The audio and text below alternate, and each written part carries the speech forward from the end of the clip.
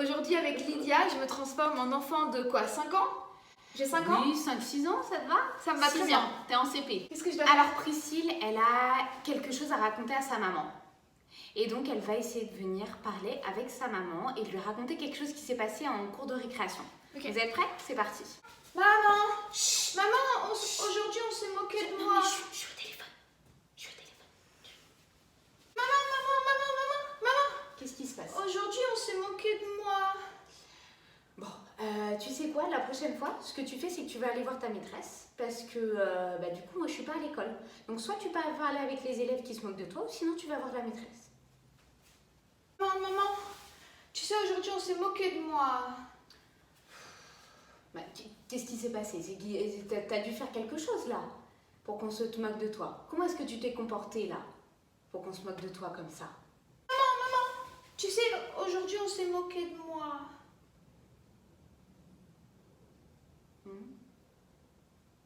Bah, on s'est moqué de moi. Aujourd'hui on s'est moqué de moi. Ah bon? Qu'est-ce qui s'est passé? Bah, il y avait des enfants, ils étaient pas gentils dans la classe. Attends, viens t'asseoir, tu vas me raconter tout ça.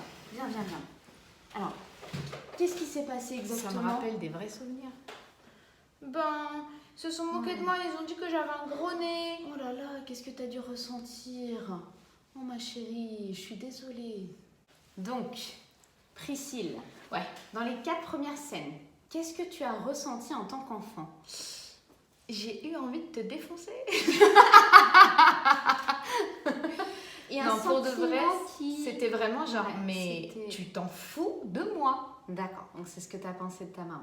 Ok. C'est vraiment rude, hein. Effectivement, tout à fait. Ah, le choc. Et dans la 5e scène, qu'est-ce que tu as ressenti? Je me suis sentie, c'est une bonne question, aimée, D'accord. déjà, Tu t'es sentie aimée. accueillie. Ok. Et Accueillie, même si d'accord. ça résout pas le problème, au moins, je suis pas Ouais. toute seule. Et qu'est-ce que tu as pensé de ta maman dans cette 5e scène? Là, j'avais plus envie de te défoncer. Non, D'accord. je me suis vraiment Ouais. dit, j'ai l'espace, je suis plus toute seule. C'est vraiment ça. D'accord. Je suis plus toute seule. D'accord, donc tu t'es vraiment sentie entendue. Ouais, entendu. Ouais. Entendu. Alors c'est dans cette scène qui est tout à fait caricaturée, hein, on voit en fait en discipline positive, ça s'appelle l'écoute efficace. Et du coup, pour écouter quelqu'un de façon efficace, pour qu'il se sente pleinement entendu, on a 2 clés. Les questions de curiosité.